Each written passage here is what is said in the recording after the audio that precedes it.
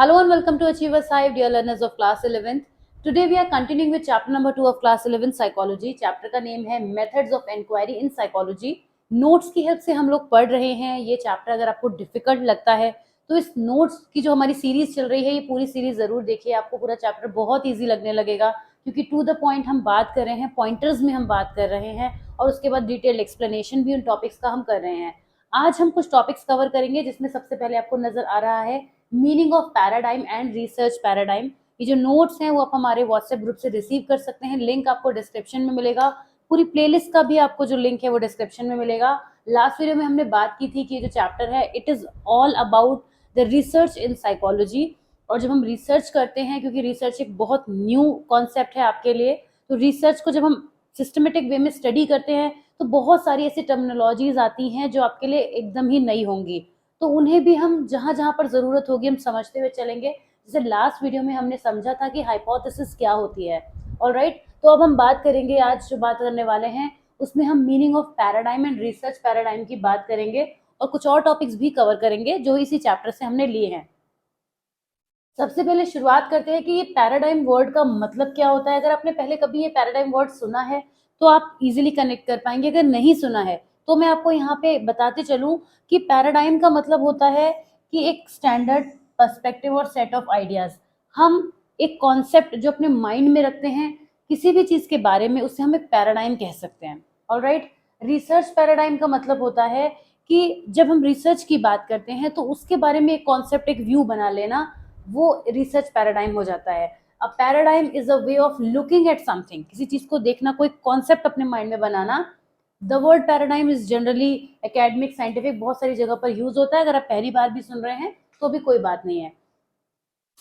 Research paradigm का मतलब ये हो गया कि ऐसे कॉमन बिलीफ या एग्रीमेंट्स जो डिफरेंट साइंटिस्ट मिलकर किसी कंक्लूजन पर पहुंचते हैं, तब वो बन जाता है रिसर्च पैराडाइम. यानी रिसर्च के बारे में जब कोई ऐसे कॉन्सेप्ट या व्यूज जिन पर कई साइंटिस्ट मिलकर वर्क करते हैं ऑल टुगेदर, या फिर रिसर्च को जब ग्रुप में कंडक्ट किया जाता है तो बहुत सारे रिसर्चर्स जो होते हैं वो एक ऐसे शेयर्ड पॉइंट ऑफ व्यू पर आ जाते हैं जो एक्सेप्टेड किए जाते हैं by everyone in the group. हम बात करते हैं ऑल्टरनेटिव पैराडाइम ऑफ रिसर्च की. अभी तो मैं आपको ये टॉपिक तक नहीं लेकर आई थी, अभी मैं आपको सिर्फ बता रही थी कि पैराडाइम क्या होता है. ओके, पर अब अगर आप जानते हैं तो हम यहाँ से शुरुआत करेंगे. सबसे पहले जब रिसर्च होनी शुरू हुई, डिफरेंट रिसर्च तो हमेशा से होती ही आ रही है. साइकोलॉजी खुद रिसर्च होकर निकली है, फिलोसफी से आपको पता ही है, बात मैं बता चुकी हूँ. तो रिसर्च हमेशा होती ही रहती है. लेकिन जब साइकोलॉजी में रिसर्च शुरुआत में होती थी तो दो व्यूज थे. There were two views. There were two views. दो व्यूज क्या थे? पहला व्यू ये था कि जो ह्यूमन बिहेवियर है वो प्रिडिक्टेबल है और जिसको हम ऑब्जर्व और मेजर कर सकते हैं. ओके, लेकिन it did not focus on personal feelings, experiences, meaning etcetera. ये जो थॉट है इसको पहले व्यू में नहीं एक्सेप्ट किया गया. मतलब पहला व्यू मतलब साइंटिफिक रिसर्च. अभी तक आपने जो पढ़ा है पार्ट 1 में, यही तो पढ़ा है कि साइंटिफिक रिसर्च में चीजें बहुत ही सब्जेक्टिव वे में होती हैं, सिस्टमेटिक वे में होती हैं, टेस्टेबल मैनर में होती हैं. तो उसमें कहीं पर भी ह्यूमन इमोशंस, फीलिंग, एक्सपीरियंसेस, इनको नहीं एक्सेप्ट किया गया था. ये पहला व्यू था. उसके बाद एक डिफरेंट मेथड एमर्ज होने लगा. ये कैसे एमर्ज हुआ? डिफरेंट साइंटिस्ट का ही ये पॉइंट ऑफ व्यू था कि जिसको उन्होंने इंटरप्रेटिव दिया गया. इंटरप्रेटिव जो वर्ड है, इसमें जब हम नोटिस करते हैं तो इंटरप्रेट या इंटरप्रिटेशन, वहां से ये वर्ड बना है. इंटरप्रिटेशन आया, इसने इम्फेसाइज किया किस चीज पर? ये जो मैंने हाईलाइट किया है यही इस पॉइंट टॉपिक का जो मेन कॉन्सेप्ट है कि एक्सप्लेनेशन से ज्यादा प्रिडिक्शन पर फोकस किया. उन्होंने कहा कि it emphasises understanding over explanation and prediction. किसी भी चीज को अंडरस्टैंड करना जरूरी है. आप एक्सप्लेन करें, प्रिडिक्ट करें, वेल एंड गुड, बट आपने क्या परसीव किया, what did you perceive out of the situation also matter a lot. और आप परसीव किस बेसिस पे करेंगे? फीलिंग्स, एक्सपीरियंसेस, मीनिंग्स के बेसिस पर, जिसमें इंपॉर्टेंस दी गई ह्यूमन बीइंग के जो भी उनके जिस भी चीजों पर वो वर्क करते हैं, जो भी उनके एक्शन इवेंट्स हैं, इन सबको इंपॉर्टेंस दी गई. और इससे कहा गया कि ये भी रिसर्च का एक कॉन्सेप्ट, एक व्यू होना चाहिए, ना केवल साइंटिफिक कॉन्सेप्ट, बल्कि जब हम ह्यूमन के ऑल एस्पेक्ट्स पे सोचते हुए कुछ रिसर्च करते हैं तो वो भी एक ऑल्टरनेटिव पैराडाइम हो सकता है. वो भी रिसर्च का एक ऑल्टरनेटिव कॉन्सेप्ट हो सकता है, वो भी व्यू हो सकता है. ये माना गया ऑल्टरनेटिव पैराडाइम ऑफ रिसर्च. इस टॉपिक में ये बताया गया है. अब यहाँ पर क्या क्या होता है, जब हम ऑल्टरनेटिव पैराडाइम यानी इंटरप्रेटिव मेथड का यूज करते हैं, जो कि हम जनरली लाइफ में बहुत करते हैं। अगर आपको कोई सिचुएशन सॉल्व करने के लिए दी जाए तो आप अपने अजम्पशंस लगाते हैं, किसी के सिचुएशन के पीछे का रीजन लगाते हैं, अपना रीजन देते हैं, बहुत सारी चीजों को आप मिक्स करते हैं। वही ऑल्टरनेटिव पैराडाइम है जिसको इंटरप्रेटिव मेथड कहा गया। इसमें हमेशा रियलिटी का क्या होता है, सब्जेक्टिव इंटरप्रिटेशन होता है। हर पॉइंट पे सोचा जाता है, ऐसा भी हो सकता है इसलिए ऐसा हुआ हो, ये हो सकता है ऐसा हुआ हो, मतलब अंडरस्टैंड करने की कोशिश की जाती है। जहाँ पे हमने भी यहाँ पे हाईलाइट किया था कि यहाँ पे अंडरस्टैंडिंग पे एम्फेसाइज किया जाता है, ओवर एक्सप्लेनेशन और प्रेडिक्शन से ज्यादा अंडरस्टैंडिंग पे फोकस किया जाता है। तो सब्जेक्टिव इंटरप्रिटेशन होगा यहाँ पे। सब्जेक्टिव वर्ड से भी मैंने लास्ट वीडियो में आपको एक्सप्लेन किया था। सब्जेक्टिव मतलब डिटेल्ड एक्सप्लेनेशन जिसके एंड्स डिसाइडेड ना हो। Explore different aspect of experiences and behaviour in natural flow. एक बहुत नेचुरल फ्लो में हम हर एस्पेक्ट पे सोचने लग जाते हैं। तो ये होता है इंटरप्रेटिव मेथड, जो जनरली तो यूज होता ही है, लेकिन इसको रिकॉग्निशन देने की कोशिश की गई थ्रू द साइंटिस्ट कि इसको भी वैल्यू किया जाना चाहिए रिसर्च में, क्योंकि ह्यूमन बिहेवियर जो होता है वो बहुत कॉम्प्लेक्स है। उसके अंदर ही इतनी कॉम्प्लेक्सिटी है कि आप केवल उसमें साइंटिफिक होकर नहीं चल सकते, आपको ह्यूमन इमोशंस को, फीलिंग्स को, बिहेवियर को कंसीडर करना ही पड़ेगा। तो ये एक मेथड हो गया जिसको हम बोलते हैं interpretive method, which is alternative paradigm of research. Alright, यहाँ तक आपको क्लियर हो गया। और अब हम आते हैं साइकोलॉजिकल डेटा के नेचर के बारे में बात करेंगे। ये पॉइंट है, इसके बारे में आप लिख सकते हैं कि psychological inquiry aims at understanding the self by reflecting on one's own experiences and insight. जब हम इंटरप्रेटिव मेथड यूज करते हैं तो हम अपने एक्सपीरियंस के बेसिस पर भी डिसीजंस लेते हैं या फिर कंक्लूजन बनाते हैं, और दूसरों के जो भी उस सिचुएशन के बारे में व्यूज हैं उनको भी कंसिडर करते हैं। तो इस तरीके से इंटरप्रेटिव मेथड में बहुत कुछ इंटरप्रेट किया जाता है बेसिकली। ओके, अब आता है हमारा नेक्स्ट टॉपिक है साइकोलॉजिकल डेटा कैसा होता है। जब हम जनरली डेटा की बात करते हैं, आपने मैथ्स में पढ़ा होगा तो आपने नंबर्स को डेटा की फॉर्म में पढ़ा है ना, बहुत सारी चीजों में अपने डेटा को अंडरस्टैंड किया होगा। लेकिन यहाँ पर साइकोलॉजिकल डेटा का नेचर कैसा होता है, ये हम यहाँ पे समझेंगे कि डेटा एग्जैक्टली क्या होता है। जो भी इंफॉर्मेशन हम कलेक्ट करते हैं डिफरेंट सोर्सेज से, वो कोई भी इंफॉर्मेशन हो सकती है, वो सारी इंफॉर्मेशन साइकोलॉजी में डेटा कहलाती है। ये इंडिविजुअल के बिहेवियर से रिलेटेड हो सकती है, कोई सब्जेक्टिव एक्सपीरियंस हो सकता है, सब्जेक्टिव मतलब डिटेल्ड एक्सपीरियंस हो सकता है किसी पर्सन का, या कोई मेंटल प्रोसेस भी हो सकता है, सब कुछ हो सकता है डेटा। मेथड्स बहुत सारे हम यूज करते हैं यहाँ पे। Psychological data are independent entities and we have to interpret the data. हम किसी चीज को ये नहीं कह सकते ये मेरी रिसर्च का डेटा था, ये मेरा हो गया, ये मेरा डेटा हो गया। वो डेटा कोई भी यूज कर सकता है बेस्ड ऑन की उसकी अवेलेबिलिटी क्या है। और साइकोलॉजिकल डेटा है तो, और ऐसा भी नहीं है कि उस डेटा को यूज करने के बाद उसका कंजम्पशन हो जाएगा, एग्जॉस्ट हो जाएगा, नहीं, वो डेटा अपनी जगह पर एग्जिस्ट भी करेगा। ओके, साइकोलॉजी में डिफरेंट टाइप के डेटा और इंफॉर्मेशन कलेक्ट किए जाते हैं, जिनमें से 4 हैं demographic, physical, physiological and psychological. ये चारों आपके सामने लिखे हुए हैं। एग्जाम में पूछा जाता है, नेचर ऑफ डेटा से क्वेश्चन आता है, शॉर्ट नोट आता है 2 मार्कर में। तो 2 मार्क्स में आप जब ये पॉइंट्स अगर इस तरह से लिख के आएंगे तो बहुत अच्छे आपको मार्क्स मिलेंगे। मैंने यहाँ बॉक्सेस में आपको ब्यूटीफुली प्रेजेंट करने के लिए बनाया है, आप इनको पॉइंटर्स में भी लिख देंगे तो एग्जैक्टली यही बात लिख सकते हैं। डेमोग्राफिक का मतलब क्या होता है, जहां पर पर्सनल इंफॉर्मेशन होती है। पर्सनल इंफॉर्मेशन क्या क्या हो सकती है, किस हद तक हम कहेंगे कि पर्सनल इंफॉर्मेशन है, उसका नाम, age, gender, birth, number of siblings, family से रिलेटेड जो भी मेंबर्स हैं, एजुकेशन, ऑक्यूपेशन, ये सब कुछ उसके डेमोग्राफिक मतलब बेसिक बेसिक चीजें जो होती हैं वो सारी चीजें डेमोग्राफिक में आ जाती हैं। अब बात करते हैं फिजिकल इंफॉर्मेशन की। फिजिकल का मतलब हो गया किस क्लाइमेट एनवायरनमेंट में वो रहता है, वहां पे इकोलॉजिकल कंडीशन हो सकती हैं। अब फाइनेंशियल स्टेटस भी इसी में आ जाता है कि पर्सन का कैसा वो अर्न करता है, क्या उसकी लिविंग है, हाउस की कंडीशंस कैसी है, साइज ऑफ रूम कैसा है, फैसिलिटीज अवेलेबल एट होम, मतलब कैसा उसका सराउंडिंग कैसी है, वो सारा डेटा फिजिकल हो जाता है। फिजियोलॉजिकल, फिजियोलॉजिकल में उसके बॉडी से रिलेटेड इंफॉर्मेशन, यानी कि उसकी health related information. Physical data का मतलब हो गया weight, height, heart rate, height, weight, level of fatigue, electrical activity of the brain, BP, ये सब चीजें जो है, शुगर लेवल, जो भी उसका फिजिकल स्ट्रक्चर से रिलेटेड इंफॉर्मेशन है। जैसे आप पैथ लैब में रिपोर्ट्स लेते हैं ना, वो एक एग्जाम्पल है फिजियोलॉजिकल डेटा का। जब हमें ज़रूरत पड़ती है कि किसी पर्सन को कोई डिसीज़ तो नहीं है, इसकी मेंटल इलनेस का रीज़न क्या है, तब हम उसके बारे में उसका फिजियोलॉजिकल डेटा लेते हैं।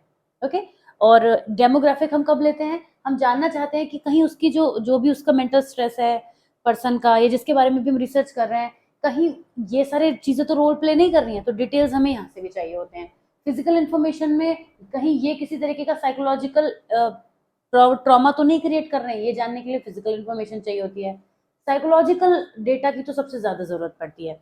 ये क्या होता है, जैसे कि उसका इंटेलिजेंस का लेवल क्या है, उसकी पर्सनैलिटी कैसी है, उसकी हैबिट्स कैसी हैं, चॉइसेस क्या हैं, इंटरेस्ट क्या हैं, किस चीज़ में उसके वैल्यूज़ हैं, क्रिएटिविटी कितनी है, मोटिवेशन लेवल कितना है, जो कुछ भी आपने पढ़ा है, कोई साइकोलॉजिकल डिसऑर्डर तो नहीं है, डिल्यूजन या हेलुसिनेशन, बहुत कुछ हो सकता है। साइकोलॉजिकल इन्फॉर्मेशन की तो लिमिट ही नहीं है। जब आपको जैसी आपको ज़रूरत पड़ती है वैसे आप रिसर्च में यूज़ करते हैं। ओके, तो ये हमारा यहाँ से क्वेश्चन बन गया। मैं आपको फिर से एक बार दिखा देती हूँ कि क्वेश्चन आता है कि what is the nature of psychological data और what kind of data do we use in a psychological research, what kind of data. Question लिख लीजिए, जनरल क्वेश्चन है ये। मैं भी अपने गले को 1 मिनट के लिए रिलैक्स देती हूँ। What kind of data is used in a psychological research. तब आपको ये आंसर लिखना होगा और ये आएगा आपका 2 मार्क्स में, इससे ज़्यादा में नहीं पूछा जाता है। ठीक है, चलिए ये वाला पॉइंट क्लियर हो गए होंगे आपको। आगे बढ़ते हैं कि मेथड्स कौन से अप्लाई करते हैं। क्या आप एक चीज़ नोटिस कर रहे हैं कि जब हमने जो स्टेप्स डिस्कस किए थे उस स्टेप्स के हिसाब से हमारी चीज़ें आती जा रही है। हमने मेथड्स की भी बात की थी, डेटा कलेक्शन की भी बात की थी, राइट। तो अब हम मेथड्स पे आते हैं। बहुत सारे मेथड्स हैं, हम तो आज सिर्फ एक ही कवर करेंगे, ऑब्जर्वेशन मेथड। इसी पर डिटेल में बात करेंगे क्योंकि मेथड्स को एक एक करके डिटेल में समझना बहुत जरूरी है। मेथड्स में जल्दबाजी करी तो मतलब गेम खत्म, तो वो हम नहीं कर सकते। तो हम क्योंकि जो डेटा कलेक्ट करते हैं साइकोलॉजिकल स्टडीज में, उन्हें कलेक्ट करने के डिफरेंट मेथड्स होते हैं, जिसमें हम पहला मेथड्स पढ़ने जा रहे हैं ऑब्जर्वेशनल मेथड्स। ये हमारा पहला मेथड है। ऑब्जर्वेशन का क्या मतलब होता है, जब हम कहते हैं कि तुमने कुछ ऑब्जर्व किया, आज तुमने कुछ नोटिस किया, मीन्स नोटिसिंग समथिंग, कुछ ऐसी इंफॉर्मेशन जिसको out of a lot of things हम रेलेवेंट बना देते हैं, वो हमारा ऑब्जर्वेशन होता है।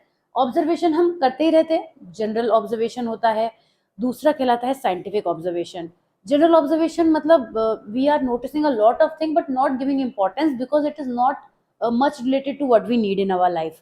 लेकिन साइंटिफिक, जब हम ऑब्जर्वेशन की बात करते हैं तो scientific observation is always purposeful. We are doing scientific observation only because we want to know something और we want to take something out of the story. Alright, तो ऑब्जर्वेशनल मेथड में हम किसकी बात करेंगे साइकोलॉजी में, हम बात करेंगे साइंटिफिक ऑब्जर्वेशन की। डेली बेसिस पे हम बहुत सारी चीजें देखते हैं, ये सब आप पढ़िए आराम से, आपको इजीली समझ में आएगा। तो हम बहुत कुछ करते हैं, पर जब हम इसे सिस्टमेटिक वे में करते हैं, जैसा कि मैं पहले ही चैप्टर से बताती आ रही हूँ, जब चीजें सिस्टमेटिक होती हैं तो साइंटिफिक ऑटोमेटिक हो जाती हैं। तो ये क्या बन जाता है, साइंटिफिक ऑब्जर्वेशनल मेथड बन जाता है। साइंटिफिक ऑब्जर्वेशन डिफरेंट होता है डे टू डे ऑब्जर्वेशन से बहुत सारे तरीकों में। जाहिर सी बात है, आपको पता है कि साइंटिफिक में चीजें स्टेप वाइज होती हैं, जनरल नहीं होती हैं। एक ये पावरफुल और इफेक्टिव मेथड है। पहली बात ये, it's just noticing other person in natural और लैब सेटिंग। जब हम ऑब्जर्वेशन मेथड साइंटिफिक वे में भी करते हैं तो ये स्टेप वाइज तो होता है, लेकिन ये इजी मेथड होता है। यहाँ पर भी कुछ और नहीं करना है, नोटिस ही करना है, पर उसको करना सिस्टमेटिक वे में है, बस इतना हमें ध्यान रखना है। Scientific observation day to day observation से डिफरेंट होता है। इसमें 3 चीजें प्राइमरी होती हैं और इन्हीं की वजह से ये जनरल से डिफरेंट हो जाता है, सिलेक्शन, रिकॉर्डिंग और डेटा एनालिसिस। सिलेक्शन किस चीज का करेंगे, भाई हमें बहुत कुछ है हमारे पास, पर क्या उस पर फोकस करना है, यही है सिलेक्शन का मतलब, कि हमारे पास बहुत सारा डेटा है लेकिन हम ऑब्जर्व क्या करेंगे, तो वही हमारा सिलेक्शन का प्रोसेस हो गया। रिकॉर्डिंग मतलब अब हम उसको नोटिस करना स्टार्ट करेंगे, ध्यान देंगे, अटेंशन पे करेंगे, दैट इज रिकॉर्डिंग। एनालिसिस का मतलब हो गया फाइनली एनालाइज करेंगे, अपनी अंडरस्टैंडिंग फाइंडिंग्स के बेसिस पर जो हमने रिकॉर्ड किया है उसको एनालाइज करके रिजल्ट पे पहुंचने की कोशिश करेंगे, और उससे हमें पता चलेगा कि हमने ऑब्जर्वेशन का मेथड कितना सक्सेसफुली किया। आता है टाइप्स ऑफ ऑब्जर्वेशन, 2 मार्क्स में ये क्वेश्चन आता है,